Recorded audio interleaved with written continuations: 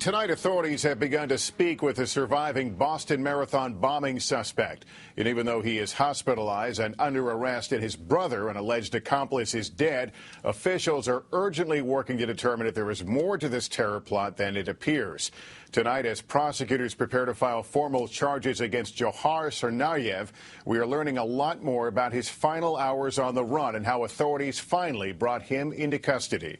We begin with our justice correspondent, Pete Williams, now with the latest on the investigation. Pete, good evening. Lester, good evening. Nearly 48 hours after the arrest, a team of federal investigators had hoped by now that they'd be talking to Dzhokhar Tsarnaev, asking him what happened and why. There's been no such conversation yet, but tonight law enforcement officials say they are getting some responses. Though he lies under guard in a Boston hospital in serious condition with gunshot wounds, including one to the throat, federal officials say Dzhokhar Tsarnaev is beginning to respond to a few questions from a team of federal investigators. He's being questioned for brief periods, officials say, because of his condition, and he's responding mostly in writing. But he has difficulty speaking because of his throat wound, which some investigators say could be the result of a suicide attempt. Newly released video from police helicopter shows how he was arrested. An armored vehicle with a robotic arm tore away a tarp covering a boat on a backyard trailer where he was hiding Friday night.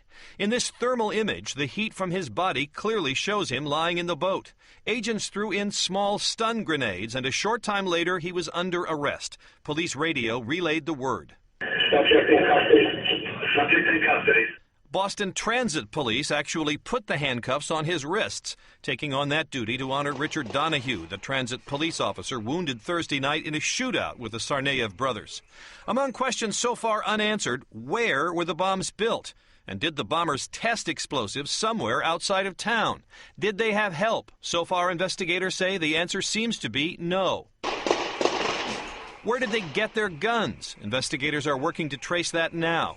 What were they doing after the bombings? Dzhokhar Tsarnaev classmates say returned Tuesday to the UMass Dartmouth campus where he was a student.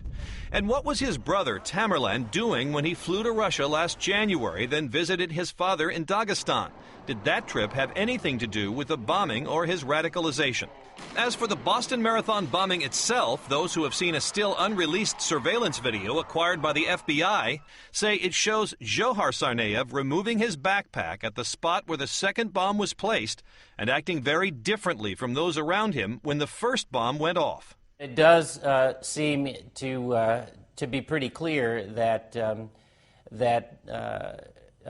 this suspect took the backpack off, put it down, did not react when the first explosion went off, and then moved away from the backpack in time for the second explosion. So pretty clear about his involvement, and pretty chilling, frankly, as it was described to me.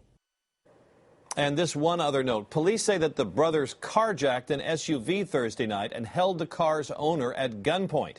He tells NBC News tonight that he escaped when they stopped at a gas station. He described them as, quote, brutal and cautious.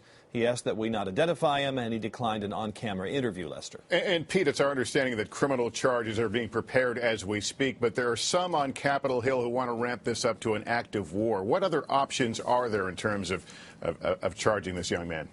Well, he's going to be charged in civilian court, and even the Republicans in Congress say that they understand that. What they want the government to do is declare him an enemy combatant simply for the purpose of questioning and then turning him back over to civilian authorities for the trial. But tonight the Justice Department says that's not going to happen. All right. Pete Williams tonight. Thank you.